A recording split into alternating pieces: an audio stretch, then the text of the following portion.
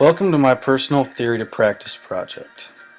The learning theory of Vygotsky puts an emphasis on the social aspect of learning and how different situations promote different cognitive development. I feel that I can apply this theory to my classroom by creating the best possible learning environment for ELA instruction. In my classroom, this will happen through activities like class discussions, table groups instead of single desks, and book clubs. Parts of the physical layout of my classroom will also help to emphasize the social aspect. As I stated, the students will be in table groups of 3 or 4, which will allow them to think, pair, share on a regular basis. There will also be a rugged area where we will have class discussions and book club meetings to improve their speaking and listening skills. Near my desk, I will include a corner with comfortable chairs and a sofa for silent reading time. This area can also be used as a silent area to do homework for those students who perform better in a quiet environment. I want to structure my instructional day to mirror how I have set up my classroom. I'm going to emphasize collaboration with class discussions and partner work, but also allow students to work alone and come to conclusions by themselves. This mix of strategies will help my students to become more well-rounded, as well as build off each other's ideas and strategies. I will also require my students to work on projects alone and develop original ideas through writing prompts and presentations in the class. Setting aside time for my students to work on their independent writing skills is key. I will be using the writing workshop model, which can be flexible and use collaboration or independent writing. They will work collaboratively on the different styles of writing, but also work alone to produce their own work that I will be able to assess. Through this model, I will be able to center my mini lessons around the Common Core standards that my students must achieve. The ELA standards are ambitious, but I believe that presenting the information through these different strategies will increase their understanding dramatically. Presenting the information in many different formats will also allow me to address the multiple intelligences or learning styles in my classroom. This strategy also applies to the different types of text that they will be reading. Throughout my schooling, there was a large emphasis on informational and fiction text.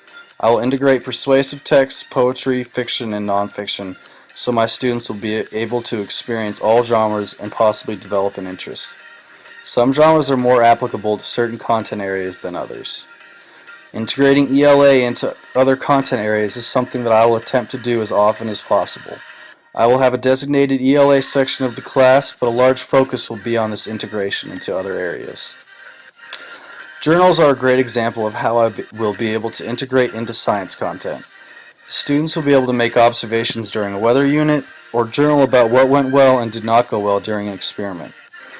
Presenting findings about a math concept through the use of a presentation will also allow for more integration, which will improve their speaking and listening skills. Instead of me lecturing about certain concepts, these presentations will display the information to other students in language that is more relatable. So much of today is consumed in technology, and I need to prepare my students for that reality. Creating a trailer for a book using iMovie is an example of how to integrate effectively and tap into their creativity. I will make sure that I am enhancing the content with my technology integration as well. Some of my teachers use technology to waste time or present the same information just on a different platform. My emphasis will be to provide my students with technological tools that not only increase their ELA understanding, but can also be used in their future school experiences. Piaget's learning theory has an emphasis on self-initiated discovery, which allows students to retain information at a higher rate.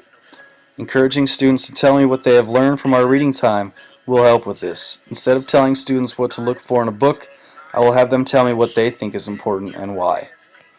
This theory can be applied to other areas of an ELA classroom, such as Writer's Workshop.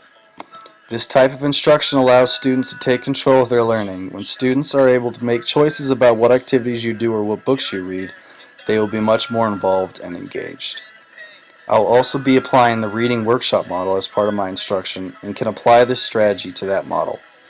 During the mini lesson, I may choose the content that we cover, but the students will be able to apply those strategies to a range of books that they have chosen. My students will be able to get excited about reading and presenting their findings if they enjoy what they are reading.